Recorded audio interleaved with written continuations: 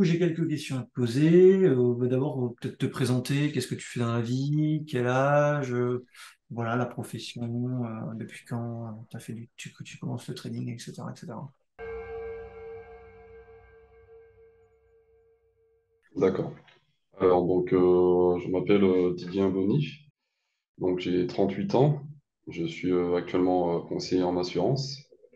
Ok. Et donc, en fait, je pense que comme beaucoup de gens, je me suis intéressé au trading, enfin, avant ça, à la bourse, pendant la pandémie. Je cherchais une façon on va dire, de sortir De t'occuper, ouais. de, ouais, de m'occuper, puis vraiment sortir à l'extérieur, une façon de parler. Et donc, je me suis intéressé à la bourse, hein. C'est surtout ma mère qui m'y a lancé, puisque j'avais quelques freins, quelques peurs là-dessus. Et donc, j'ai tenté. J'ai réussi, j'ai eu quelques gains. Mais en fait, j'ai compris avec le temps que c'était vraiment une situation exceptionnelle. Et ça reflétait pas la réalité. Et Ouais. donc, la réalité des marchés au quotidien. Je pense que quand on débute, c'est tout le temps comme ça. On commence par des gains, ça a été pareil pour moi. Et puis après, appel de marge ou sans risque, enfin, sans contrôle du risque, on fait vite n'importe quoi, quoi. Exactement.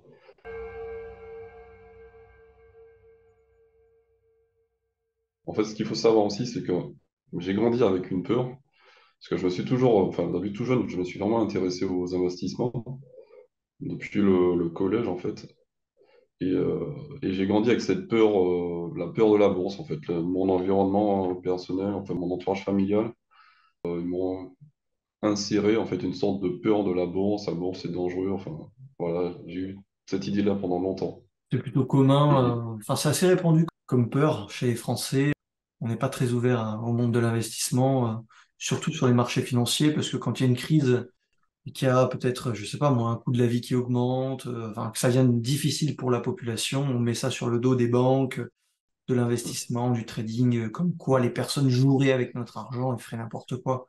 En réalité, c'est des cycles économiques et boursiers. Et puis voilà, on est un des rares pays qui est si peu investi sur les marchés financiers. On a énormément d'épargne, hein. Les Français ont cette qualité d'épargner, de ne pas être des flambeurs. Mais derrière, il faut en faire quelque chose de cette épargne. Et, par exemple, les Américains investissent leur argent personnel pour se créer un revenu pour leur retraite, un complément de revenu. Alors quand ça passe pas, ça fait mal. Quand ça passe, évidemment, c'est un peu plus sympathique, mais voilà, quelle que soit la décision, il faut quand même apprendre à gérer son risque. oui,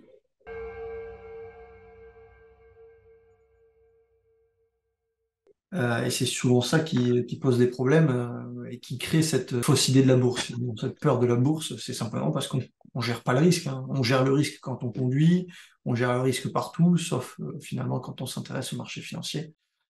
Donc là, oui, ça peut poser exact. problème et ça peut faire mal, très mal même. Ouais, bah, exactement.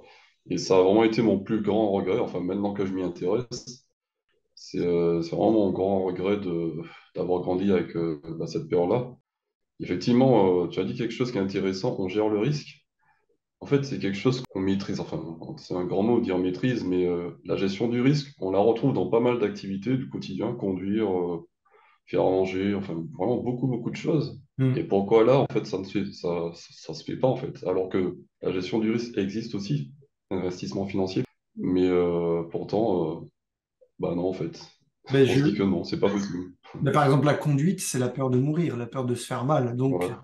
la Ouais. peur est plus importante que finalement faire le fou, se laisser aller. Donc, on contrôle notre risque. En bourse, on a cette mauvaise habitude de se dire qu'on va finalement gagner sans trop apprendre à gérer ce qu'on fait. Et puis, le risque, il n'est pas si important. On ne le voit pas, en fait. Il est dématérialisé. Exactement. Il est Exactement. financier. C'est de la plus-value ou de la moins-value latente, mais on ne le voit pas. Et physiquement, il n'y a aucune atteinte à notre physique. Donc, on se rend pas compte qu'il y a un risque et qu'il faut le prendre au sérieux. Et souvent, bah ouais, ça fait mal. Mais pourtant, le risque, il est là, ouais. C'est juste qu'il est pas, on s'en rend pas compte parce que ça atteint pas à notre santé, à notre bien-être et c'est dématérialisé, c'est des chiffres sur une plateforme. Ça, il est pas tangible. Exactement. C'est exactement Ouais. ça qui crée ce laisser-aller et cette nonchalance à gérer son risque, ouais. Mm. Non, bah déjà, c'est intéressant parce que là, tout de suite, je viens de prendre conscience de quelque chose et c'est plutôt intéressant en fait. Ça commence bien. Ouais, ouais, on s'en rend pas forcément compte parce que enfin oui, on gère le risque au quotidien, quelle que soit la situation, dans le sport, dans la voiture. Il y a des fois le risque, on le transporte. Admettons qu'on prenne l'avion, bon ben, à moins de choisir une très mauvaise compagnie aérienne, le risque, c'est pas nous qui le portons, mais il est géré de la même manière. Exact. Et ouais, donc en bourse, c'est pas différent, hein. D'ailleurs, une Ouais. fois qu'on a compris ça, c'est pas si compliqué que ça. Ça veut pas dire qu'on va faire des performances de fou non plus, hein, mais une fois qu'on apprend à gérer son risque, finalement, on intervient sur les marchés sans peur, sans voilà. Exact. Et puis, et oui, accepter la perte, ça c'est compliqué, hein. Ouais. Ouais. C'est une des rares, disons, activités où il faut accepter de perdre peut-être une fois sur deux ou deux fois sur trois. Alors que, je sais pas moi, bon, le chirurgien n'a pas le droit à la perte, par exemple, enfin, à l'erreur, et on a été conditionné de telle façon à ce que on ne cautionne pas la perte et on ne l'accepte pas. Donc, au lieu d'accepter la perte, eh ben, on s'en remet au petit bonheur la chance. C'est vrai, c'est vrai. Mais au final, bah, ça s'apprend en fait. Ça Exactement, s'apprend. ça Ouais. s'apprend. Ça s'apprend. Et quand on a compris que la gestion du risque, c'est le plus important, finalement, on peut faire n'importe quelle stratégie, n'importe quel setup, ce que tu veux. Je pars du principe que tout fonctionne. À partir du moment où tu gères correctement ton risque, quand tu perds un, quand tu gagnes 2, 3, 4, 5, 10. Et c'est simplement cumuler l'avantage statistique, quoi. Merci beaucoup déjà pour ces informations qui m'apportent plus de vision en fait à Ouais, cette ouais, activité. on nous enseigne pas ça en fait. On nous enseigne à conduire une voiture de façon à être en sécurité, etc. Mais on nous enseigne pas déjà à ouvrir un compte en banque, à gérer son épargne, et de plus en sécurité, n'en parlons pas quoi.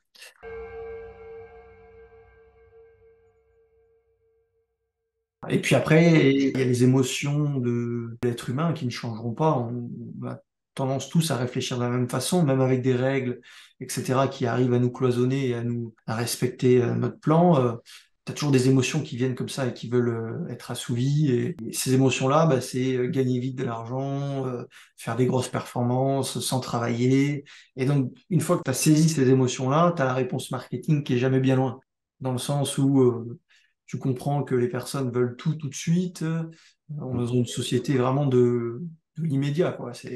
Mhm. Et donc, tu as forcément certaines réponses marketing qui sont là pour répondre à cette demande, même si c'est pas la réalité. Beaucoup de gens se font avoir par ce genre de marketing, mais c'est simplement la réponse à une demande, finalement. Voilà. Ouais, je comprends. Les gens ne veulent pas forcément faire beaucoup d'efforts. Je parle pas de tout le monde, évidemment, mais Mhm. disons que ça nous est tous arrivé de se dire on va tester ça et ça va le faire rapidement, on va gagner de l'argent. Ouais. C'est humain, c'est comme ça. Bien sûr. Mais du coup, il y a la réponse marketing qui est souvent pas très loin derrière pour assouvir cette demande et c'est pas la réalité, quoi. Exact, exact. Ouais, je comprends. Ouais, je comprends. Mais dans n'importe quel domaine, là, c'est le make money, si tu veux, c'est faire de l'argent, mais ça peut être en trading, ça peut être euh, en e-commerce, en ce que tu veux. C'est des pulsions, c'est-à-dire que tu as cette notion de faire de l'argent rapidement, donc ça c'est le make money. Tu as cette notion de se sentir bien dans son corps, donc faire du sport, ou tu vois, tu as toujours plein de trucs comme ça qui attirent direct Exact. l'être humain Bien sûr. pour se sentir mieux, avoir une meilleure situation financière, plaire aux gens, toi, la séduction, j'en sais rien. C'est que des niches comme ça qui sont vraiment délicates parce que c'est des pulsions comme ça qu'on veut assouvir rapidement et énormément d'argent à faire. Si on a des promesses assez délirantes qui répondent finalement à cette demande, la part de responsabilité, elle est partagée, hein. Elle Ouais, est c'est à vrai. la fois entre ceux qui demandent ça et ceux qui le proposent.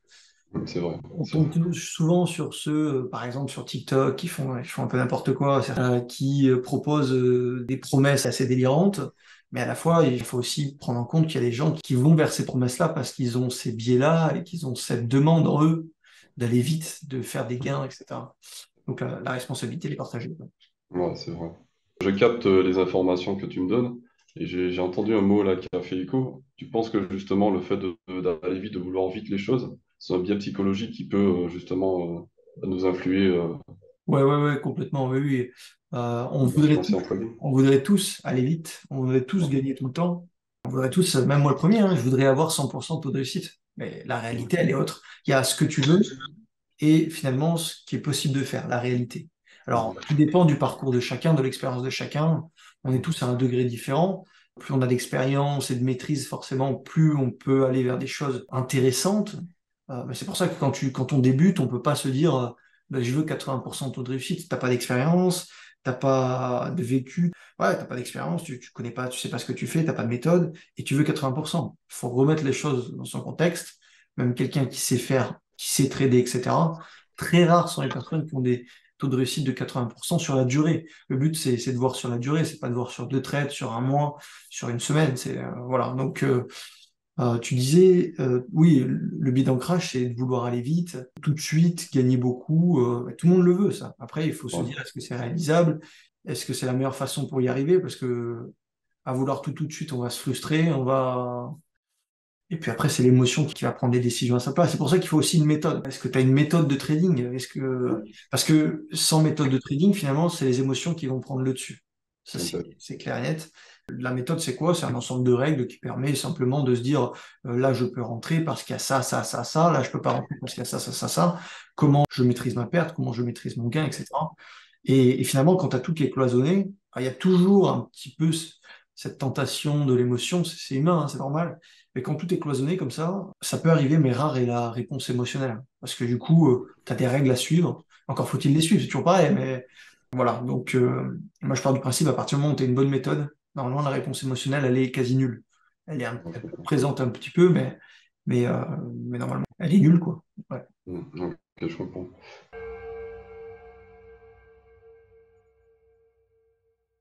Ben, au niveau de la méthodologie, oui, oui, j'ai développé, on va dire, trois stratégies. Après, je sais pas si enfin, je vais t'en parler, mais je Ouais. sais pas s'il y a autre chose à rajouter justement à cette méthodologie, puisque là, je parle de technique, enfin, de pas mal de choses, mais peut-être qu'il faut étoffer cette méthodologie. Donc, en fait, j'ai trois stratégies. Ouais, il me Première semble. stratégie, la première stratégie, c'est les cassures sur les supports et résistances Ok. en unité de temps daily. Donc pour ça, j'utilise plusieurs indicateurs, le RSI, les bandes de Bollinger, l'AMA, Ok. et le chartisme et puis les news économiques. Ok. Voilà, donc ça. Et ok, je vois quand même qu'il y a quand même quelques indicateurs. Enfin, la première question que je vais te poser, c'est est-ce que ce RSI est vraiment utile? Est-ce que tu trouves un intérêt? Est-ce que ça te permet de prendre rapidement une décision? Ou au contraire, est-ce que tu es souvent en train de vérifier le setup à cause du RSI ou grâce au RSI? En fait, je vais être honnête, le RSI, je le regarde pas beaucoup. Ok, donc ça c'est la première chose. C'est souvent ce que je dis, le moins de choses possible sur les graphiques. RSI, je dis pas que les oscillateurs fonctionnent pas, hein, mais plus tu rajoutes de choses, plus tu vas chercher une confirmation sur plein de choses, moins rapide sera ta décision. Et puis à un moment donné, pourquoi tu vas le prendre? Et ça va marcher, ok, tu vas pas le prendre, ça va marcher aussi. Pourquoi tu l'as pas pris? Bah, parce que le RSI a dit que non. Franchement, on s'en fout, le RSI il est calculé par rapport au prix, le MACD est calculé par rapport au prix, tout est calculé par rapport au prix, les bandes de bol c'est pareil. Donc, moi, j'ai tendance à dire un, peut-être deux indicateurs grand max. Le reste, c'est que du prix, des volumes. Tu me disais donc cassure support résistance. Moi, j'achète que en cassure, par exemple. C'est le setup le plus commun, le plus standard. Alors, ça peut être cassure des bandes de bol, ça peut être cassure d'un dernier plus haut avec Donkian. Je ne sais pas si tu connais Donkian. Non. Les canaux de Donkian, ça a été utilisé par Richard Denis, qui est, une expérience, les Turtles. Il avait formé 20 traders. Ah oui, Ils ont fait oui. 150 ou 200 ou 300 millions de gains en 5 ans. Bon, bref, ça te découpe ton actif, ça te donne les plus hauts et les plus bas sur 20 périodes ou peu importe. Donc ça peut être utile pour automatiquement tracer les supports et résistances, la théorie de dos. Donc ok, tu me disais donc le RSI, les bandes de bol, c'est bien. Les bandes de bol, tu sais les utiliser ou pas? Oui, oui, oui, enfin, je peux toujours l'améliorer, mais oui, oui. Par Phase 1, rapport phase à... 2, phase 3, phase 4. En tout cas, nous, c'est comme ça qu'on Oui, l'utilise. Il y a peut-être ouais, d'autres façons d'utiliser, les ouais, réintégrations des bandes de bol, s'en servir de support aux résistances dynamiques. Mais phase 1, c'est quand les bandes de bol sont à plat, contraction de la volatilité. Phase 2, expansion. Phase 3, poursuite. Phase 4, correction. ouais. Moi, je travaille des faibles volatilités, donc ça s'apparente à des phases 1. Voilà, donc ça, c'est bien. Et en fait, t'as pas besoin de plus. Ça te suffit largement pour pour prendre des trades régulièrement sur les marchés. T'as pas besoin forcément, j'ai vu que tu avais cassure de trendline en 1 minute. Donc déjà, on voit un trading en journalier d'un côté et je crois un trading en 1 minute. L'entrée se font en 15 minutes. Ok. Donc, résistance journalière, point d'entrée 15 minutes. C'est ça. Et vérification en unité de temps, 4 heures et 1 heure. Ok, tu penses que c'est utile? Bah, juste pour confirmer enfin, Ouais. À ta tête, c'est pas utile. C'est plus de casse-tête qu'autre chose. Je t'ai senti ouais, souffler. ouais. C'est plus de travail finalement. La Ouais, cassure, elle est là ou elle est pas là. Quand on casse un niveau pivot, c'est pour aller plus haut. Si on réintègre, c'est que c'est mauvais signe. Pas ouais, besoin d'aller en 15 minutes, 1 heure. Tu peux y aller sur une petite UT si tu veux, mais dès qu'on ouais. casse, normalement, c'est pour aller plus haut. Ça, ok, donc ça, c'est la première stratégie. La deuxième Voilà. stratégie, il me semble que c'est des cassures d'obliques en 1 minute sans scalping. Non, en fait, là c'était vraiment toute la première stratégie. La deuxième, c'est de la divergence sur RSI. Mais là, je traite plus les indices, en fait. En unité de temps, 5 Ok. minutes, divergence sur RSI. Et Ok. là, par contre, les indicateurs, donc c'est l'indicateur des points pivots. J'ai un indicateur sur les supports et résistances qui m'indique les plus hauts et les plus bas. Ok. Puis bon, j'ai rajouté d'autres indicateurs, bande de Bollinger, RSI, Stochastique et les volumes. Ouais.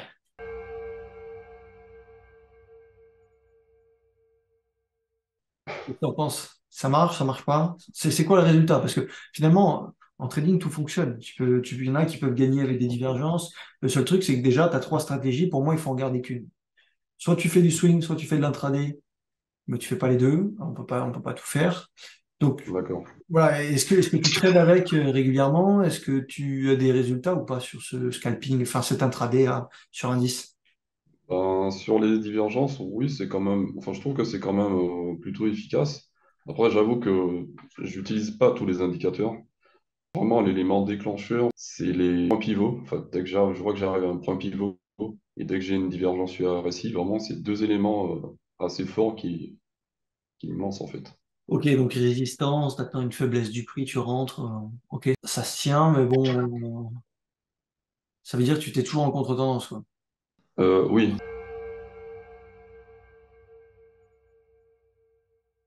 c'est ça. Excuse-moi, ça veut Oui, dire que tu es toujours en contre-tendance. c'est Ça, ça, pour moi, c'est c'est ça. un mauvais point. Ok, Parce que tu es toujours contre le flux dominant. Ça veut dire que des fois, quand même, tu seras dans le sens de la tendance globale, le flux baissier, mais ça repart, donc tu es dans le sens de la dynamique de fond. Ouais, moi, je suis plutôt un trader de flux. Après, encore une fois, tout est possible, hein. Tout est possible. Maintenant, ça a été prouvé, le contre-tendance, c'est jamais une bonne chose. C'est jamais la stratégie la plus rentable. Tu as la stratégie de suivi de tendance, stratégie de trading range et la stratégie de contre-tendance. La plus rentable, c'est le suivi de tendance ou le suivi de flux. On voit sur les indices que finalement, toutes les séances ne se ressemblent pas. C'est un gros flux ou c'est merdique pendant la séance. Mais bon, on va faire les trois stratégies, puis après, je te dirai qu'il faudra ok, choisir entre l'une des trois parce qu'on peut pas tout faire. ok. Et je préfère la première. D'accord. La première est de base, si on veut bien chercher une résistance et qu'on est dans le sens de la dynamique ou le sens du flux à minima, peut-être pas la tendance de fond, mais au moins le flux. Donc être dans le flux, c'est le plus important. Oui, ça marche, les supports et les résistances, mais au bout de combien de reprises, et ou alors il faut que tu aies des stops hyper courts. D'ailleurs, je t'ai pas demandé quelle est ta gestion. Est-ce que tu as des stops courts, des rewards larges, ou c'est un peu, voilà. Bah, là-dessus, je voulais vraiment travailler sur les rewards, puisque au niveau des stops, j'utilise à peu près 0,5% du capital. Ok. Mais au niveau des rewards, savoir si je suis sur du 1 sur 2 1 sur 3 c'est un peu flou en fait. J'ai toujours un peu de mal. Et j'ai tendance à y aller assez régulièrement, à faire du 1 pour 1 et très rarement du 1 pour 3 1 pour 4 enfin, Un maximum pour 1 pour. trois, donc tu vas chercher 3 et tu perds un. C'est ça. Ça, c'est très rare. C'est plutôt souvent, c'est du 1 pour 1 1 pour 2. Et est-ce que ça marche? Est-ce que tu gagnes? Bah, non, pas vraiment. Voilà. Ouais, Non. c'est Alors, il y a deux choses qui peuvent être problématiques. Donc, déjà, le un pour un, il faut laisser tomber. Ça veut dire qu'il faut gagner minimum 50% du temps pour être flat, ne pas gagner ouais. d'argent. Donc, c'est déjà une pression qui est relativement importante quand on commence. Deux choses qui peuvent provoquer ça. Soit tu as les stop loss trop larges, soit tu vas pas chercher des rewards importants, mais je suppose que c'est plutôt le premier cas, tu as des stop loss assez larges. Bah, en fait, c'est toujours 0,5% du capital, donc ça me fait des stops de l'ordre de c'est aléatoire, en fait, ça peut aller à 200, 300, jusqu'à 600 maximum. Je parle en pips, hein, sur le Forex, hein. Ça veut dire que tu ne mesures pas le stop loss, tu mets toujours 0,5%. Alors, en fait, je joue sur l'effet de levier. C'est un mix d'effets de levier et de capital et de nombre de pips sur le stop. Ouais, mais est-ce que graphiquement, ton stop loss, il est toujours le même ou il varie en taille? Il est souvent le même, en fait. Il Donc, est souvent le par même. exemple, tu rentres à 50, ton Mm. stop loss va être à 80 tout le temps, quoi, quasiment. Ouais, souvent, Là, souvent. là, il y a un problème. En fait, il faut que tu colles ton stop loss par rapport à ta configuration de prix. Donc, tu as ta divergence, le prix commence à se retourner. Je suppose que tu prends position à cette cassure du RSI ou j'en sais trop rien. Ton stop loss, il doit être au-dessus du dernier plus haut, il doit pas être tout en haut. Alors, bah, justement, là-dessus, bon, je pense que j'ai fait une erreur. Je regarde le dernier plus haut et je mets mon stop bah, à partir du deuxième plus haut. Ça m'arrive souvent de le faire, justement pour limiter, bah, pour éviter que mon stop soit touché. Ok. Donc, on y est, on y est. Éviter la perte. Ouais. C'est ça. Et pour autant, ça ne marche pas. Et non, ça marche pas.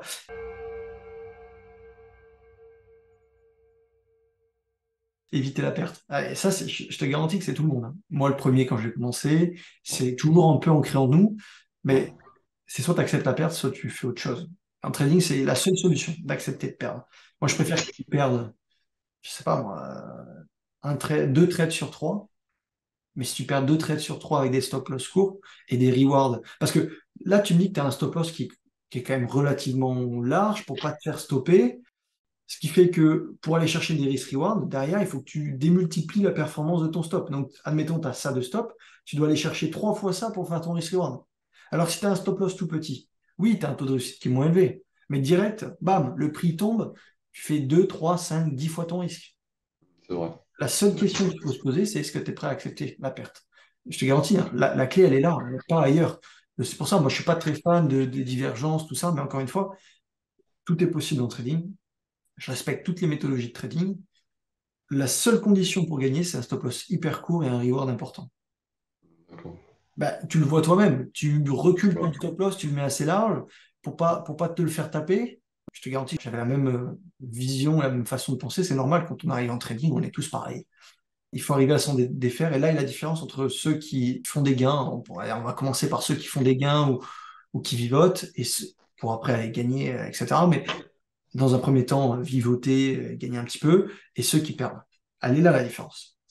Tu perds, allez, 60% du temps, tu t'en fous, quoi.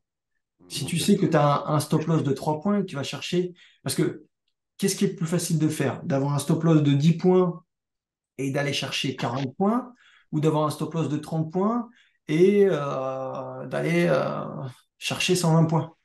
Bah, en fait, psychologiquement, la deuxième solution, elle est plus facile parce que on se dit que bah, je suis plus en sécurité, en fait. Là, voilà. Donc, un biais qui est important, c'est que on interprète mal ce qu'est la sécurité en trading. Tu sais, là, on revient sur la sécurité routière. La sécurité, c'est du coup, c'est d'être attaché, de suivre, respecter la vitesse, la distance de sécurité, etc., etc., pas de portable. Et du coup, en trading, c'est mal assimilé. Ça a été, déjà, c'est parce que c'est un biais d'ancrage chez l'être humain, et de deux, parce qu'il y a aussi beaucoup de fausses réponses ou fausses vérités sur le trading, et c'est pas le fait d'avoir un stop loss large. Je te dis, moi j'ai pensé comme ça, donc je te comprends, tout le monde a pensé comme ça un jour. Alors, en ayant un stop loss large, on est plus pépère parce que ça bouge et finalement on a peu de chances de se faire toucher. Finalement, on va se faire toucher quasiment autant de fois, peut-être un petit peu moins, mais pour aller chercher du gain, il faut cravacher, il faut que le mouvement il soit exceptionnel, qu'il soit hyper important. Voilà, 120 points ou 40 points, c'est quand même pas la même chose. C'est vrai. Et admettons que le marché te donne 120 points, dans le deuxième cas, tu as gagné 4, dans le premier, tu as gagné 12. Après, c'est une façon de démultiplier ces gains, parce que des mouvements de 20, 30, 50, alors je parle sur les actions, mais pour cent, ça existe. Des fois, tu vas en capter. Mais si tu as un stop loss de 10%, tu vas gagner 2, 3, 5 de risk reward. Par exemple, si tu as un stop loss de 2, 3%, tu vas gagner un truc de fou, 10, Mm, 15, 20. je comprends. Et quoi qu'il arrive, tu es dans le trade. Alors, sauf si, évidemment, comme ton stop est plus court, tu baisses en taux de réussite. Mais du coup, tu vas Ouais. pouvoir reprendre des positions. Tu te fais stopper, tu recherches un nouveau setup pour rentrer, tu vois. Ok. Et je sais que c'est dur à imaginer, mais moi, j'aimerais bien réfléchir à un algo de trading qui puisse démontrer que on peut gagner 5% du temps ou 10% du temps et gagner de l'argent. Alors, ça sera, je pense, complexe à coder, mais finalement, tu gagnes des risques de 10, 20, c'est pas impossible. Je veux dire, le DAX, tous les jours, il donne 50, 100 points. Tous les jours. Ok.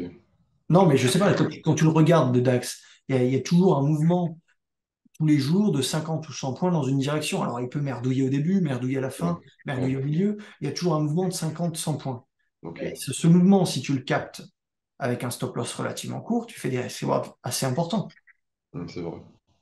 C'est La vrai. question, elle est là. Donc, déjà, sans parler de méthodologie, c'est le problème, il vient de ta gestion. Tu n'acceptes pas la perte. Tu mets des stop loss larges pour lui laisser de la marge, mais finalement, tu te fais stopper régulièrement. Et puis après, tu me dis que tu es en galère, j'imagine, pour aller chercher des risques importants puisque tu as un stop loss large. Ouais. C'est ça? C'est vrai, oui, c'est vrai, c'est vrai. Bon, ben voilà, c'est sûr, c'est évident. Donc, première solution, c'est d'abord, tu peux garder évidemment tes stratégies que tu as mis en place. Je pense pas que la deuxième. C'est quoi la troisième qu'on regarde? La troisième, en fait, c'est en unité de temps de 2 minutes. Mais bon, Ouais. celle-là, je l'utilise pas souvent. C'était plus au début pour vraiment m'apprendre à garder un trade, aller jusqu'au bout, quel que soit le résultat. C'était une cassure d'une trendline en 2 minutes, unité de temps 2 minutes, avec comme indicateur support, résistance, et RSI et MA Ribbon. Et récit, t'as pas besoin, je pense. Bon, déjà, à mon avis, trois stratégies, c'est beaucoup trop. Peut-être que deux ou même qu'une. En fait, il faut que tu te décides. Soit tu fais un horizon plutôt moyen-long terme, swing trading, soit tu fais un horizon plutôt court terme. Tout est possible, hein. Tu choisis. Et après, tu peux continuer d'appliquer ta stratégie. Je pense pas que ça soit la plus optimisée, mais moi, j'ai envie que tu essayes avec une gestion qui soit différente pour voir si le résultat est différent. Après, il y a des Mhm. stratégies meilleures que d'autres, évidemment. Il y a des stratégies, quand je dis stratégie, c'est stratégie, setup, voilà. À mon avis, il y a mieux, mais peu importe. Tu en choisis une des deux. Et alors, le problème, c'est que c'est pas des setups qui sont hyper réguliers, j'imagine. C'est pas des setups que tu trouves tout le temps. La cassure, oui, mais la divergence, j'imagine que, bon, Bah, en fait, ça dépend des périodes. Pendant les vacances ou enfin des périodes de l'année. ok. La divergence, bah, oui, c'est assez régulier, même pendant les vacances. La cassure, en ce moment, c'est un peu plus rare. Sinon, dans l'année, oui, c'est régulier. Et tu traites quoi en cassure? Tu traites les indices ou tu traites de... En cassure, non, non, les CFD. Oui, mais c'est quoi le sous-jacent? C'est les indices? Non, les paires de devises euro-USD, voilà, les devises majeures. Enfin, quatre devises. En divergence, bah, ce seront les indices, le DAX, le CAC, le DO et le NAS. Ok. Euh, et puis la cassure en unité de temps de 2 minutes, avec la cassure de la trendline, c'est juste une paire, c'est USDJPY, pardon.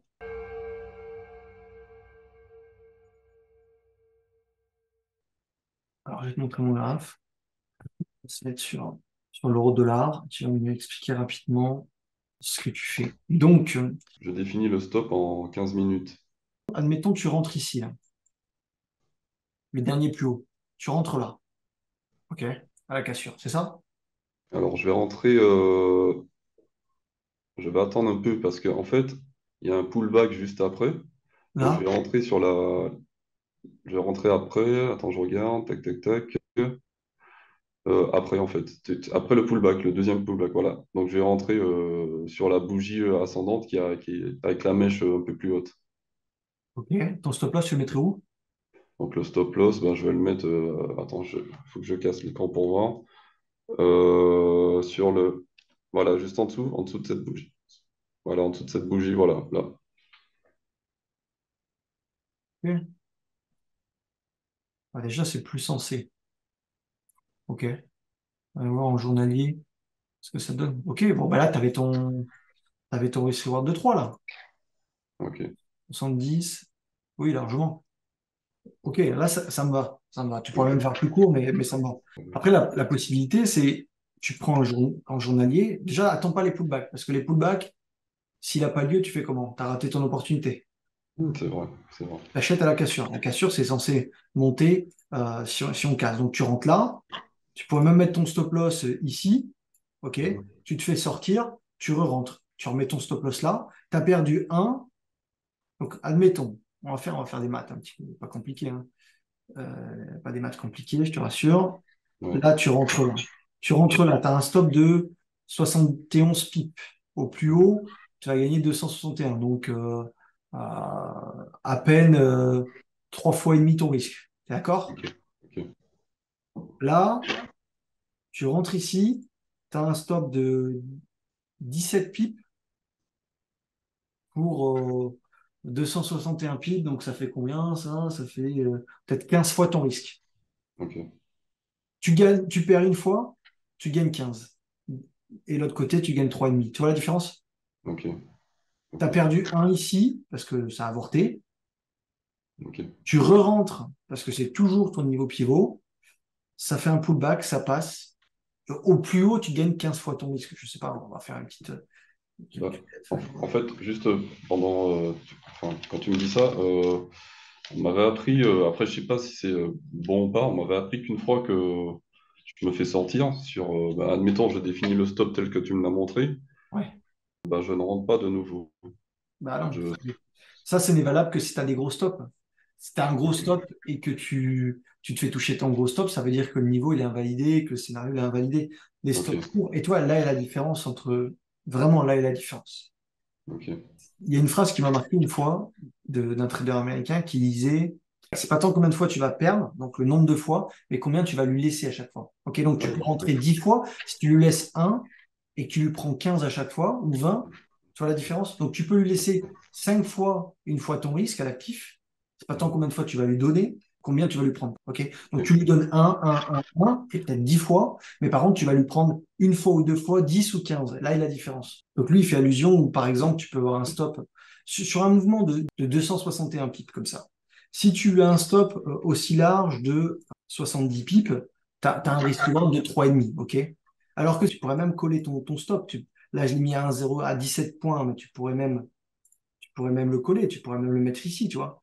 ah oui, ok, Ok, mais on s'en fout, parce que là, tu vas rentrer, tu vas perdre, tu vas rentrer, tu vas perdre, tu vas rentrer, tu vas perdre, tu vas rentrer, tu vas gagner. Tu as perdu 3 fois 7 points, et derrière, le marché t'en donne 270. Tu vois le truc? ok, La différence de gain par rapport à ta perte. ok, ok, je comprends. Le truc, c'est que les gens se focalisent sur le nombre de pertes. C'est pas tant le nombre de fois que tu vas perdre, c'est plutôt combien de fois tu vas lui prendre et combien de fois tu vas lui donner au marché.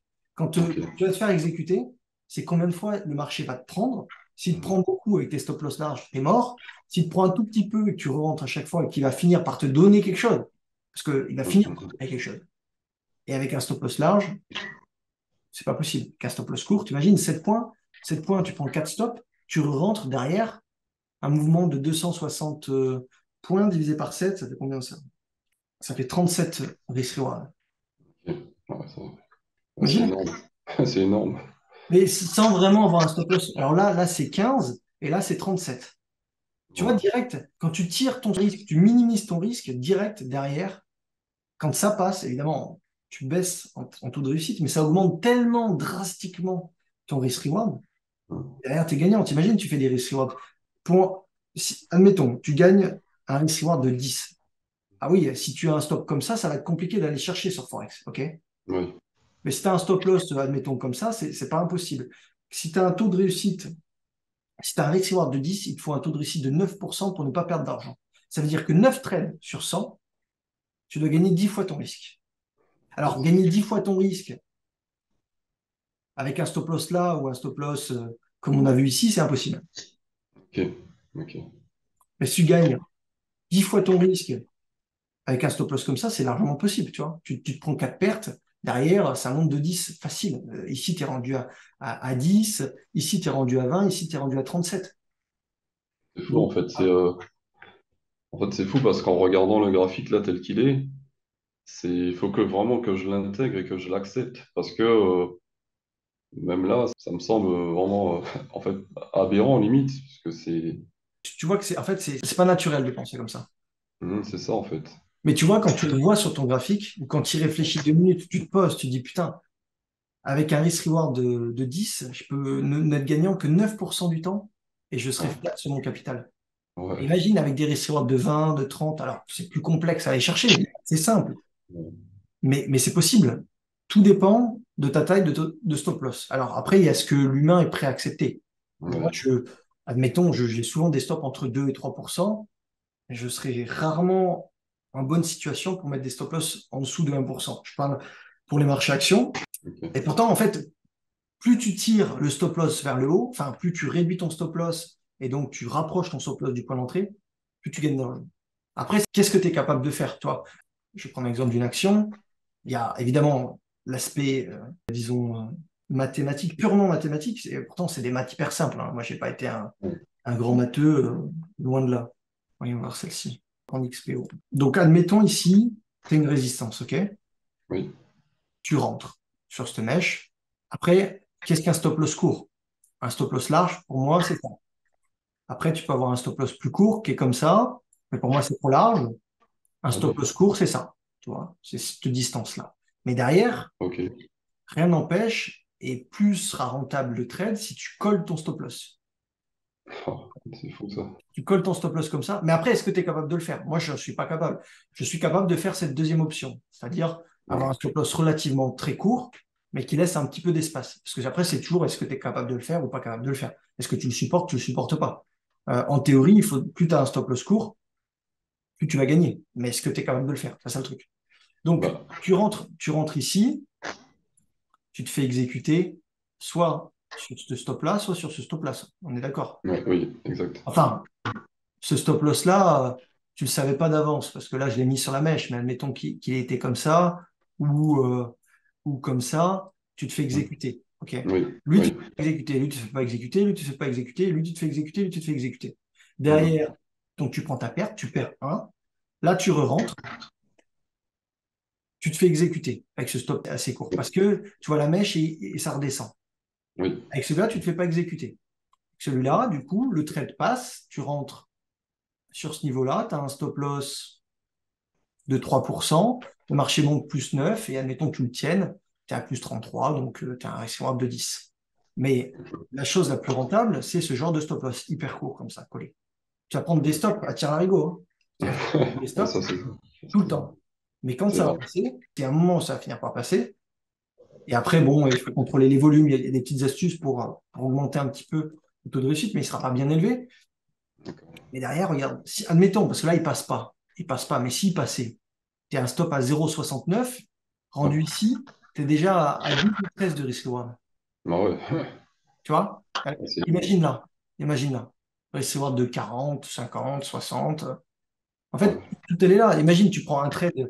Donc, parlons pas des risques reward au-delà de 20, parce que je pense que c'est réservé à des gens qui acceptent vraiment de perdre des stops hyper courts Ouais. et qui tiennent leur trade, mais déjà un risque reward de 10 ou 20. Ouais, c'est Tu vois? plutôt. Ouais. Après, théorie, il faut mettre en pratique, c'est toujours pareil. Et en fait, c'est ça justement le qui peut vraiment jouer, enfin dans mon cas, je pense, c'est que l'expérience va faire toute la différence. C'est-à-dire qu'au début, ça va être dur à accepter, des stops hyper courts, mais si avec l'expérience, je vois que bah, j'accepte plus facilement ces nombreuses pertes et font partie vraiment de mon système de trading, bah, je suis OK avec ça en fait. C'est Exactement. juste l'expérience de la chose qui va faire que ce sera plus simple bah oui, voilà, à En fait, accepter. il faut le voir par soi-même, sinon on n'y croit jamais. C'est ça, c'est ça, c'est C'est exactement ça, évident. c'est ça. C'est évident, parce qu'on a beau nous Ouais, dire ça fonctionne, ça c'est des maths, hein, ça fonctionne. Ça fonctionne. ouais, Maintenant, moi, est-ce que je mets ouais, des stops ridicules comme ça? Non, je mets des stops petits, mais pas aussi ridicules que j'ai pu te montrer sur le tout petit là.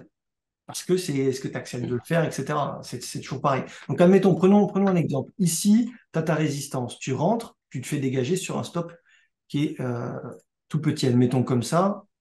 Le stop, il passe pas là. Il passe pas, tu es d'accord? oui, Tu retraces ta résistance ici, sur le dernier plus haut. Admettons qu'on prenne la cassure des derniers plus hauts. Ok, ouais, prenons ce, ce contexte-là. Donc là, plus haut, ici on rentre, si on se fait exécuter ou pas, et il y a moyen que ça passe sur ce mec-là, je sais pas sûr. Ben là, je te parle de stop complètement ridicule. Donc là, oui, mettons pas ce doute de notre côté, faisons en sorte que ce soit contre nous. Un, deux, trois pertes. Ok, on ok. va jouer le jeu jusqu'au bout. Ici, ça perd. Alors là, il y a vraiment zéro analyse, hein. Si tu prends le plus haut et ça casse. OK? Et Ok. là, Là, ça passe. Ouais. Ouais, Donc, tu as ouais, perdu ouais. une, deux, trois, quatre fois. Et là, tu as un stop à 0,50 par exemple. Donc, tu as perdu 4 fois 0,50, Ouais. disons 2% sur l'actif. Là, ici, tu es rendu à 14, donc tu es à plus 12.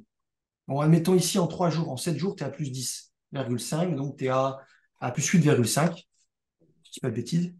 Là, tu es à plus 12. Là, tu es à plus 26, etc., etc. Tu vois le truc? Ok, ok. Là, Ouais. je t'ai mis en mode bourrin. Donc après, admettons, faisons le truc jusqu'au bout. Et si tu rentres, tu perds.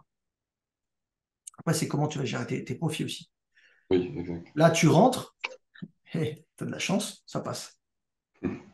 Tu vois que là, tu as perdu 1, gagné, perdu 1, gagné. Et rien que sur celui-là, hein. Ouais, Admettons que tu as un stop à 0,5, là, tu es déjà à plus 20. ouais, punaise. Ouais. En fait, c'est pas que c'est magique, mais c'est juste pour que tu comprennes que la taille du stop loss va directement influencer ta performance. Moi, j'en suis pas capable. Je le fais de temps en temps, mais enfin, psychologiquement, c'est lourd, quoi. Puis ça demande beaucoup de Ouais, travail dans le sens où tu vas rentrer, tu vas sortir, tu vas rentrer, tu vas sortir. Il faut que tu suives les actifs qui vont casser, par exemple.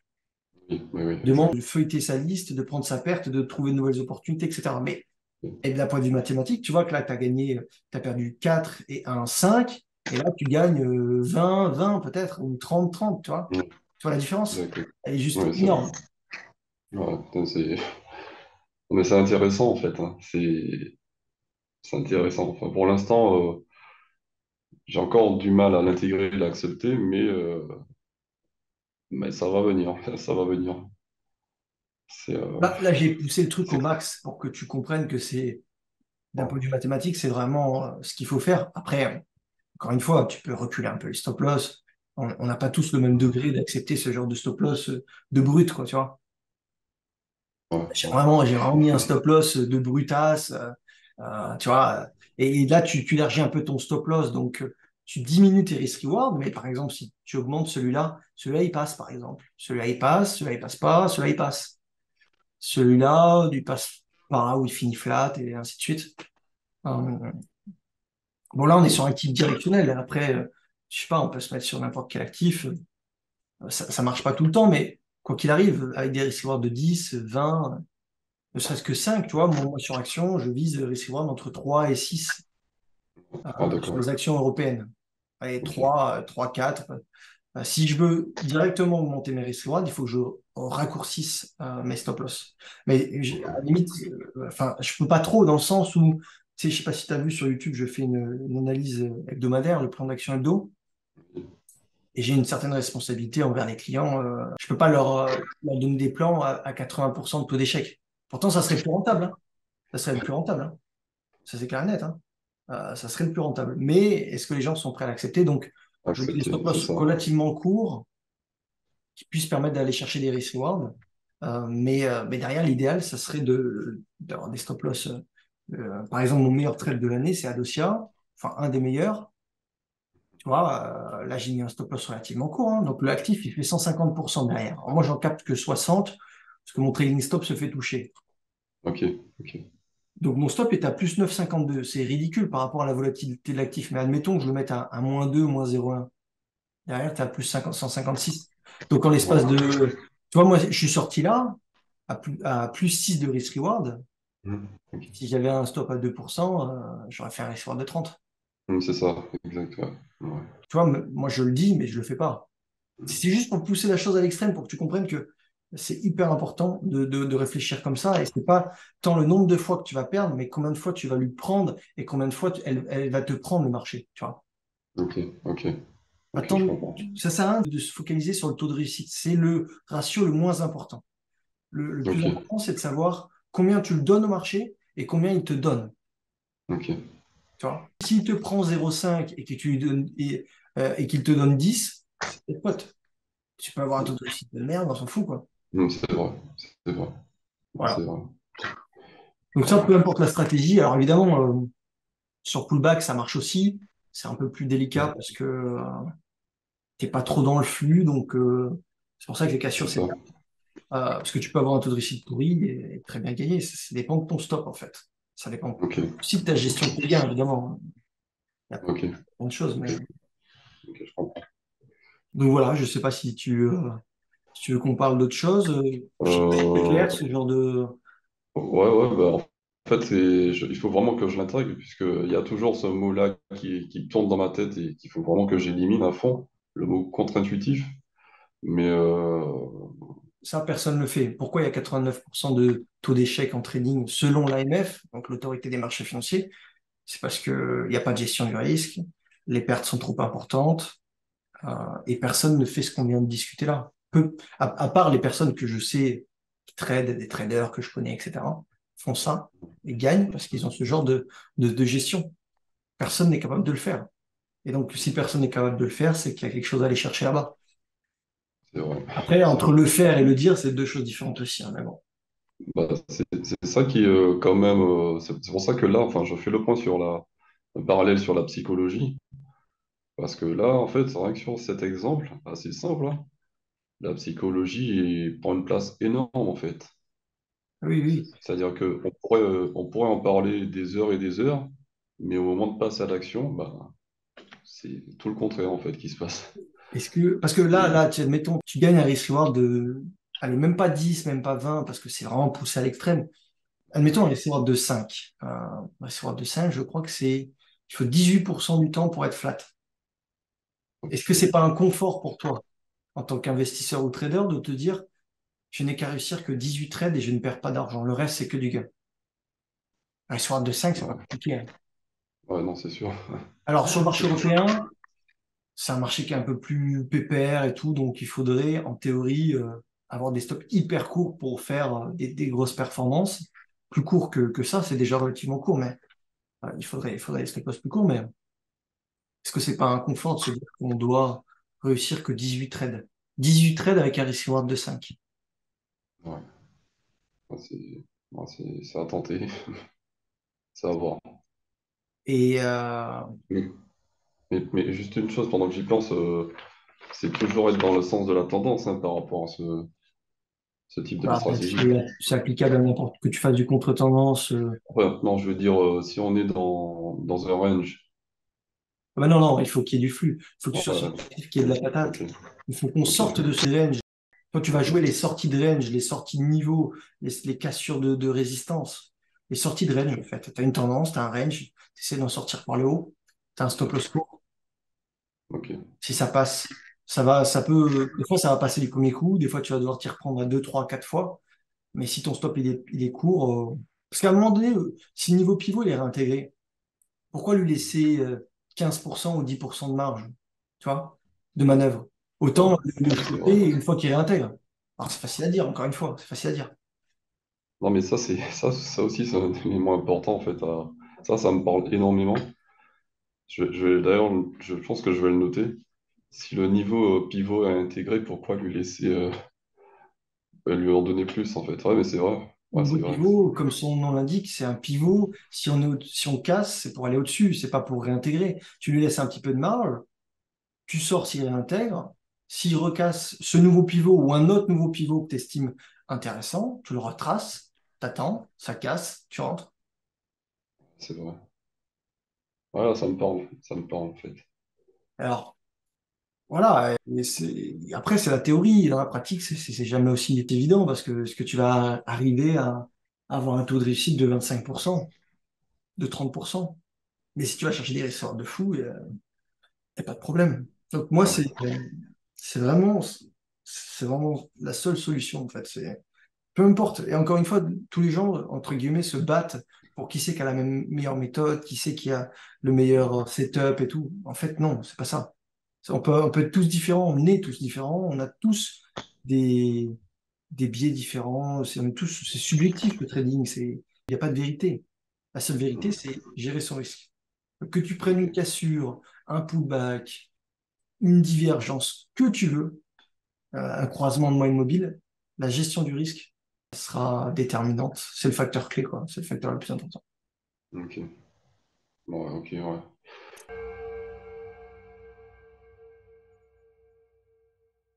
En fait, Ouais. il faut que tu arrives. faut que tu te fasses un schéma chez toi. Tu prends un actif qui est, admettons, dans une tendance, et tu dis, voilà, euh, je rentrerai en mode débile à ce niveau-là, ce stop loss court, ce stop loss très court, ce stop loss hyper court, lequel est touché, lesquels sont touchés. Et quand ça passe, combien tu gagnes avec les trois. Tu vois, ce qu'on a fait tout à l'heure, c'est combien tu gagnes avec le stop loss très court, combien tu gagnes avec le stop loss court, et combien tu gagnes avec... Alors, en fait, ce qu'il faut que tu fasses, c'est stop loss très court, stop loss court, stop loss large. Pour que tu Ouais. comprennes que le stop loss large, c'est pas une bonne idée. Ok. Tu te dis, OK, je suis stoppé sur le stop loss court ou pas, je suis stoppé ou pas sur le stop loss très court, et je suis stoppé ou pas sur le stop loss large. Tu vois, tu fais des stats sur 10 cassures, admettons, ou 5 cassures, et tu vois. Ok. Ok. Ouais, ça, je vais noter ça. Déjà, ça va m'aider un peu à intégrer, intégrer ce paramètre, en fait. Les gens n'acceptent pas de perdre, donc si tu arrives à comprendre ça, c'est déjà pas mal. C'est déjà une belle avancée. Ouais, je pense, ouais. Ouais.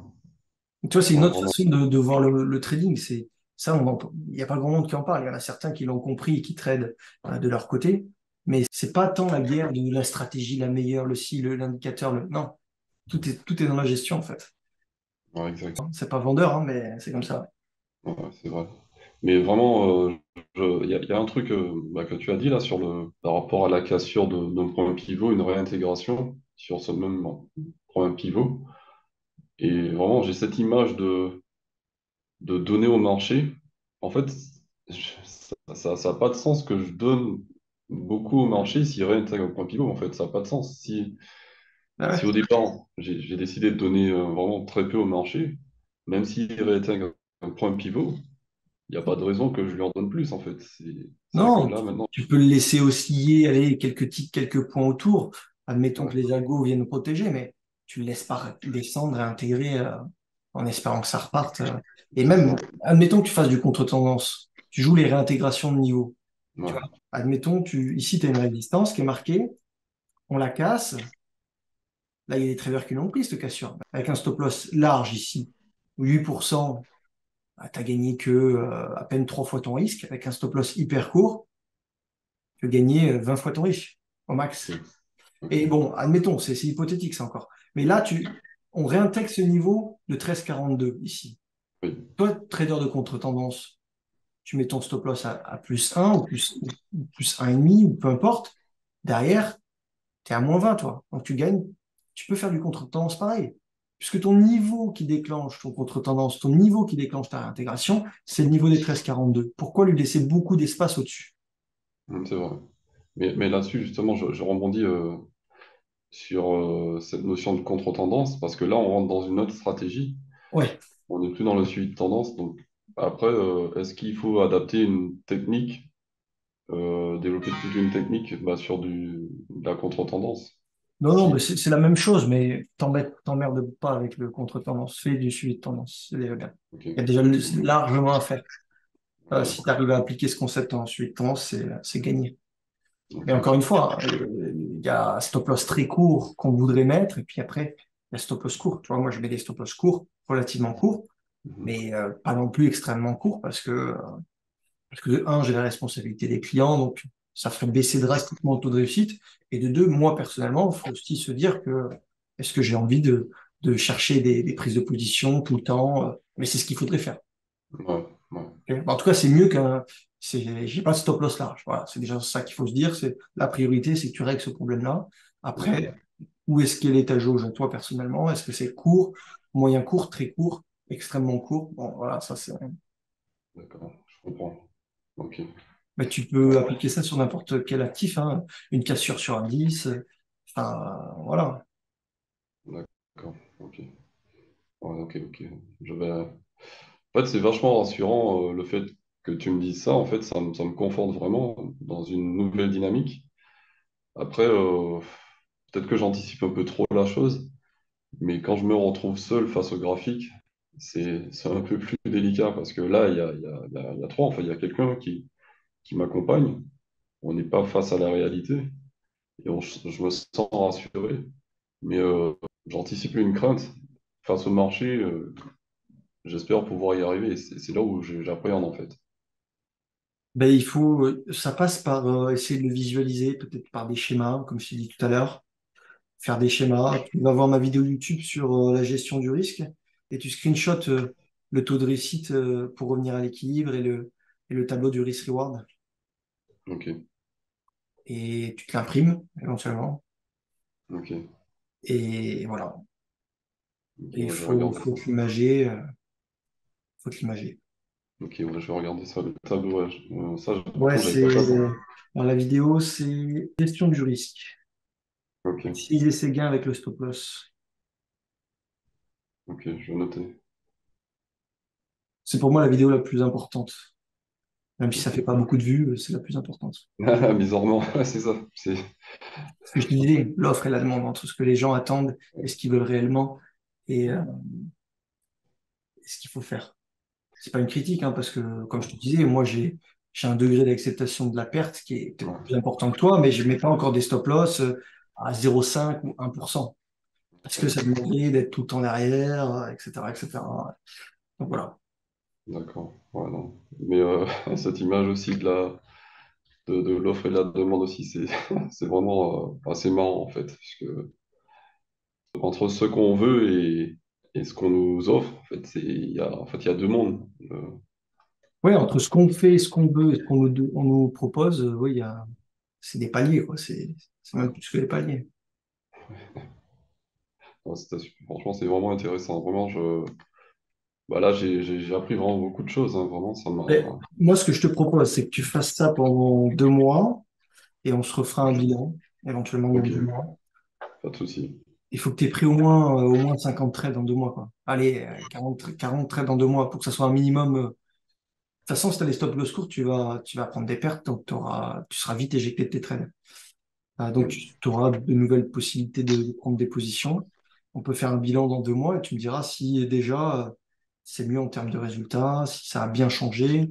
Ça Ouais, peut être que mieux, hein. Mais après, il faut l'appliquer. c'est ça. C'est ça. Exactement. Tu t'imprimes les deux tableaux et tu te fais un exemple. Je sais pas, tu te fais un exemple avec 10 achats, admettons, 3 stop loss différents et tu fais le cumul des stop loss courts, ce que tu gagnes, ce que tu perds, etc., etc. Tu vas Ouais, voir, c'est flagrant. C'est ce qu'on a vu tout à l'heure, c'est flagrant, mais c'est après, vrai. faut le faire. Moi, le C'est premier. ça. C'est vrai, c'est vrai. Ouais, je suis d'accord. Vraiment, je suis d'accord.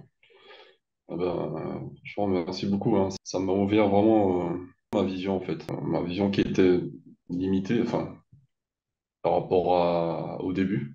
Bah, après c'est pas de ta faute, hein. Je veux dire, cette information, elle est noyée dans la masse de formations un peu inutiles. Ça veut pas dire que c'est pas enfin, il y a plein d'infos qui sont intéressantes, qui sont utiles. Mais parlons des choses les plus utiles, c'est la gestion du risque, quand même. Ouais, ok. Bah, en plus, ce qui est fou, c'est que j'avais vu une vidéo de quelqu'un qui parlait de ça, justement, de la gestion du risque. C'est Et, qui? euh, je sais pas, en fait, j'ai pas vraiment. C'est pas quelqu'un de connu, hein, j'ai pas retenu son nom. C'était vraiment une vidéo cachée, il y a très peu de vues, enfin voilà. Et, euh, et à l'époque, il parlait de ça vraiment, c'est vraiment le point central, hein, la gestion du risque. Il parlait que de ça, c'est vraiment tout. Il disait on peut tout oublier, le principal c'est ça en fait. Et à l'époque, je comprenais pas. J'essayais d'appliquer ce qu'il disait, mais je comprenais pas. Et là, en fait, tu m'apportes une autre explication de la chose qui, en tout cas, qui me parle plus. Et, Ouais, et- non, mais c'est la chose, il a raison, hein, c'est la chose la plus importante. Je sais pas qui c'est que tu as vu, mais il a raison. C'est vraiment, je te dis, hein, le trading, c'est pas savoir qui c'est qui a le meilleur setup, la meilleure méthode ou quoi, non. Une bonne méthode doit inclure cette vision-là, c'est tout. Après, setup, c'est en fonction des affinités de chacun, il n'y a pas de vérité. La seule vérité, c'est cette gestion-là. c'est vrai, exact. Voilà. OK? Ouais, ok, ben merci beaucoup.